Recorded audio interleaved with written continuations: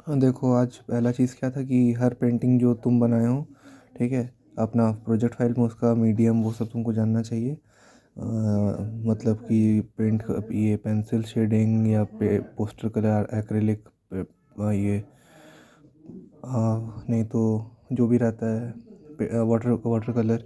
फिर उसके बाद जैसे कि पेंसिल शेडिंग तुम करते हो, पेंसिल शेडिंग किया हुआ है स्टिल लाइफ वो सब में, तो अगर तुम ऐसे से एक डायगोनल का लॉन्ग बस ऐसे लाइन करोगे आगे पीछे, तो इसको बोलते हैं हैचिंग, ठीक है, उसको बोलेंगे हैचिंग।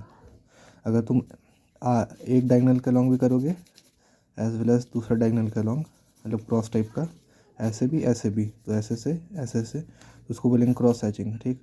फिर उसके बाद अगर तुम ऐसे मतलब पेंसिल से या ऑयल पेस्टल से तुम कर बनाते हो ना, घसते हो ऐसे, फिर उसके बाद पेपर से ऐसे कोई चीज़ से ऐसे घस के उसको मतलब ऐसे घस देते हो तो वो फैल जाता है और लगता नहीं है कि पेंसिल से लाइन खींचे हो, लगेगा कि मतलब कुछ है ही, बस तुम टच कर दिए हो कोई कलर, मतलब वो लगेगा ही नहीं ऑयल पेस्टल या पेंसिल कलर की लाइन बना हुआ है, लगेगा कि बस कलर है, ठीक है। तो वो हो जाएगा ब्लेंडिंग, उसको ब्लेंडिंग बोलेंगे।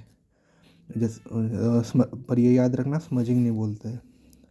फिर उसके बाद फोक आर्ट जो है, कौन सा बनाए हो, सोहराई बनाए हो, मधुबनी बनाए हो, कि एक ठो और था ये वर्ली करके, जो स्टिकमैन टाइप का रहता है कि डंडा वाला आदमी कुछ डांस वांस करते रहता है, वो सब बनाए हो, वो सब अपना याद रख लेना। फिर वो प्राइमरी कलर जो होता है रेड ग्रीन ब्लू, और उससे ही बाकी कलर बनता है। सेंटर में से ड्राइंग बनाया था primary colour red green blue, बाकी जो रहता है सेकेंडरी कलर, ये सबसे दो कलर मिला के बनता है। बताया था कि सेकेंडरी कलर दो प्राइमरी कलर को मिक्स करके बनता है, रेड येलो को ऑरेंज, येलो ब्लू को ग्रीन, रेड ब्लू को वॉयलेट। सोहराई जो होता है, सोहराई टाइप का उसके लिए कोई और वर्ड भी यूज़ किया था, खोदर खादर करके कुछ सोहराई के लिए, शायद, ठीक है। तो सोहराई जो है वो झारखंड का है, झारखंड में कौन जगह का है, हज़ारीबाग का है, तो याद रखना। फिर मधुबनी, मधुबनी कहाँ का है, बिहार का पेंटिंग है इस पर, ठीक। और फिर वर्ली कहाँ का है, वर्ली है छत्तीसगढ़ का, और महाराष्ट्र का कुछ पार्ट का प्रोबेबली, मतलब छत्तीसगढ़ के आसपास जो रहता है। और ये एक तो हम लोग को दिखाया था कि वाटर कलर जो होता है उसके लिए एक स्पेशल पेपर भी यूज़ करते हैं, और हम लोग जैसे ए3 पेपर पे किए तो एक स्पेशल तरह का पेपर यूज़ होता है वाटर कलर के लिए, उसको हैंडमेड पेपर ही बोलते हैं। ए3 से थोड़ा छोटा रहेगा, अप्रॉक्सीमेटली ए4 के आसपास का रहता है, ठीक है ना। वो वाला स्पेशल पेपर यूज़ करते हैं। फिर बोला था कुछ तो 6 लिम्ब्स ऑफ, 6 हाथ पैर पेंटिंग के, एक तो श्लोक लिखाया था, रूप भेद ये करके 6 ये सब है, उसके बारे में लिखाया था, ठीक है, पढ़ना तो पढ़ लो। 7 जो ये 6 पॉइंट था पेंटिंग का, 6 एस्पेक्ट जो श्लोक के अंदर था। रूप भेद, रूप भेद हो जाता है कि सामने ऑब्जेक्ट जो रखा हुआ है उसका ये, उसको आप तुम कितना अच्छे से ऑब्जर्व करके बता सकते हो, जैसे कि एक तो ये मेरा बोतल है तो यहाँ पे गोल्डन है, यहाँ पे सिल्वर ढक्कन है, ये वो, ठीक है ना। फिगरेटिव ये हो गया। फिर जैसे प्रमाण, प्रमाण मतलब जैसे डायरी जो दिखा रहा था, डायरी का रेशियो क्या है, मतलब मोटा माटी रेशियो, कि अब डायरी जो है वो ऐसे हो, अगर तुम ऐसे बनाना चाहिए तुमको, और तुम डायरी को ऐसे खम्बा जैसा ना बना दो, ठीक है ना। रेशियो जो रहता है वो ड्राइंग में तो पेंटिंग में तुम्हारा ठीक ठाक रहना चाहिए। मान फिगरेटिव कॉम्प्रिहेंशन में ज़्यादा होता है, कुछ तो ऐसे बोला था, फिगरेटिव कॉम्प्रिहेंशन में भाव ज़्यादा रहता है, भाव क्या एक्सप्रेशन टाइप का कुछ होगा। और लावण्य योजना कितना सुंदर बनाया हो, सादृश्य, if you are seeing diary that point diary like 3D not 2D like page. हाँ, जैसे सादृश्य मतलब कि अगर तुम डायरी जैसे 3D ऑब्जेक्ट है, जैसे डिब्बा है, बॉक्स है, कार्डबोर्ड का बॉक्स है, तो उसको तुम पेंटिंग में 3D ऑब्जेक्ट जैसा ही बनाओ, 2D पेज जैसा ना बना दो, वो वाला सादृश्य का है। फिर वर्णिक भंग, usage of colour in painting, ढंग का कलर यूज़ करो, अप्रोप्रिएट कलर यूज़ करो, उटपटांग कुछ नहीं, वो यू कलर मत यूज़ कर लेना। फिर उसके बाद ये 7 fundamentals of visual art, line, shape, ठीक है। लाइन स्ट्रेट लाइन भी हो सकता है, कर्व भी हो सकता है, शेप हो गया, फॉर्म, कलर, वैल्यू, जो कलर हम यूज़ कर रहे हैं वो जैसे कि हम लाइट कलर से डार्क कलर जाते हैं, कि पेंटिंग में जैसे तुम कलर घास बना रहे हो तो घास समझ लो एक पार्ट रहेगा बहुत डार्क, फिर धीरे धीरे लाइट होते जाएगा कहीं पे, ठीक है ना। तो ग्रेडियंट दिखना चाहिए कलर में कि एक ही एकदम एक ही डार्क ग्रीन एक का स्टाइल यूज़ मत कर लेना पूरा पेंटिंग में डार्क डार्क, थोड़ा वेरिएशन रहना चाहिए शेड और इंटेंसिटी में कलर का, ऐसा कुछ तो बात था। ठीक। फिर वैल्यू टेक्सचर टेक्सचर हो गया, जैसे कि तुम्हारा कैनवस पेपर जो होता है कैनवस वो रफ़ होता है, फिर जैसे A4 पेपर वो सॉफ्ट है मतलब स्मूथ हो गया सर। ठीक है। फिर स्पेस ढंग का अमाउंट ऑफ स्पेस यूज़ करने, मतलब पेंटिंग को इतना बड़ा पेज है तो इतना कोना मत बना दो, पूरा पेज यूज़ करो, उस टाइप का चीज़। मिनीचर पेंटिंग जो अपना बुक में लिखा है अपना पढ़ लेना, वो सब नहीं बताने वाला हूँ। ठीक है। मुगल था और क्या क्या था, हर अपना NCERT का बुक है, देख लेना अपना, NCERT का वेबसाइट पे मिल जाएगा फाइन आर्ट्स का बुक। ठीक है। फिर एक तो चांद एक इम्पॉर्टेंट बोला था, दो फेमस पेंटिंग, एक तो चौगान प्लेयर्स था, उसमें छः औरत लोग अपना पोलो खेल रही है और चांद बीबी खेल रही है पोलो, एक दूसरा पेंटिंग था इम्पॉर्टेंट है। दोनों के बीच का डिफरेंसेस इंपॉर्टेंट है। चांद बीबी वाला जो है वो डेक्कन का है, चौगान जो है वो राजस्थान का है। ये दोनों में सिमिलैरिटी कि दोनों गेम्स में घोड़ा यूज़ किया गया है।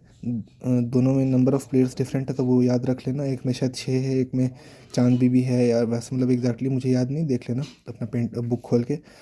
एक में था कि फ्लैट मतलब बैकग्राउंड जो था वो, एक में बस मैदान था, डिटेल उतना दिया नहीं था, एक में थोड़ा अच्छे से पहाड़ वहाड़ कुछ तो डिटेल दिया है एक पेंटिंग में, ये डिफरेंस हो गया। और अपना देख लेना यूट्यूब पे।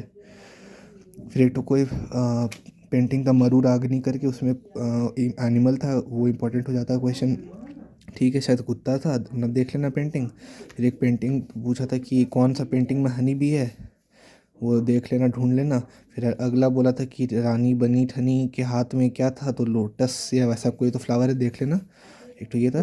फिर स्कल्प हम लोग का टॉपिक सिलेबस में एक तो स्कल्प्टर वाला भी हो गया, मूर्ति, तो मूर्ति को का एग्जांपल दिया हुआ है लास्ट लास्ट में, एक तो संथाल फैमिली, फिर गणेश वो एट्सेट्रा।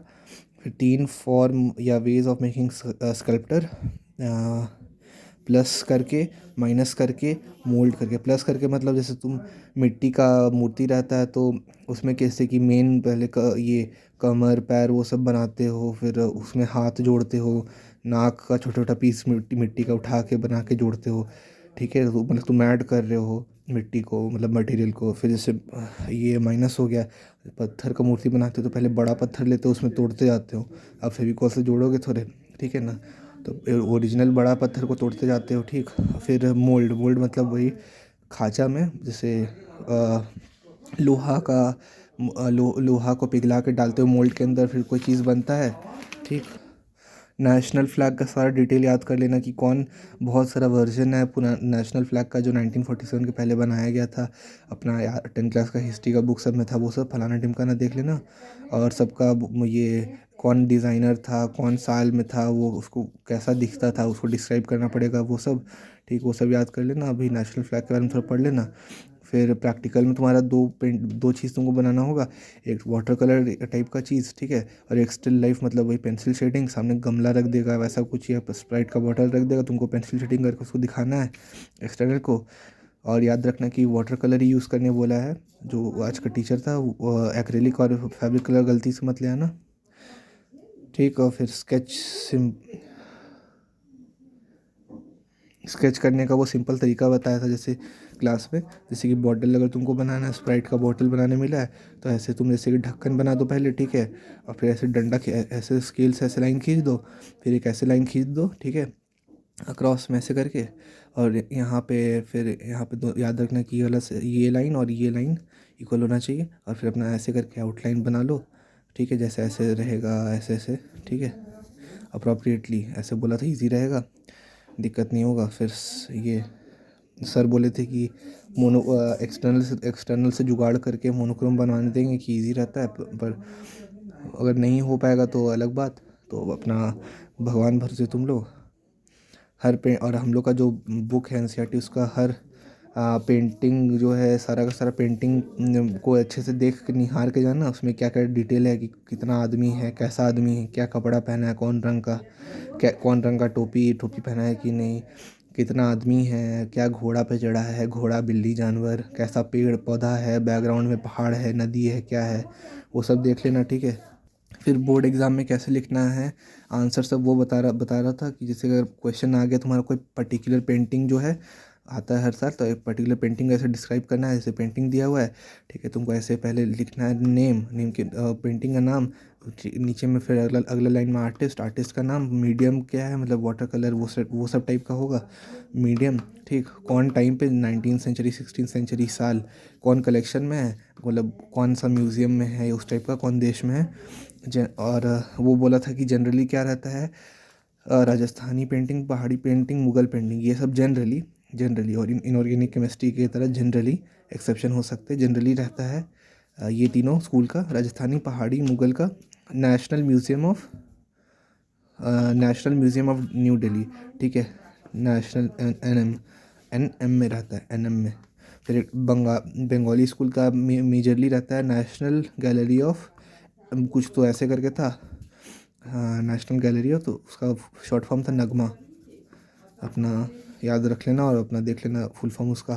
फिर पेंटिंग का ये सब पॉइंट तुम लिख दिए, ठीक है, ये 4-5 चीज़, और फिर नीचे में उसका जो कहानी राम कथा डिस्क्रिप्शन लिखना है लिख दो। और हम लोग को थोड़ा ब्रेक डाउन बता दिया था कि 70 मार्क्स तुम्हारा इंटरनल रहता है और 30 मार्क्स तुम बोर्ड एग्ज़ाम लिखते हो, तो 70 मार्क्स का क्या रहेगा, 25 का तुम्हारा फाइल पोर्टफोलियो, 25 का तुम प्रैक्टिकल में क्या जो दो चीज़ बनाओगे, एक शेडिंग और एक वाटर कलर वाला, और 20 का वाइवा रहेगा, 30 का तुम बोर्ड एग्ज़ाम लिखोगे, बस और कुछ नहीं है।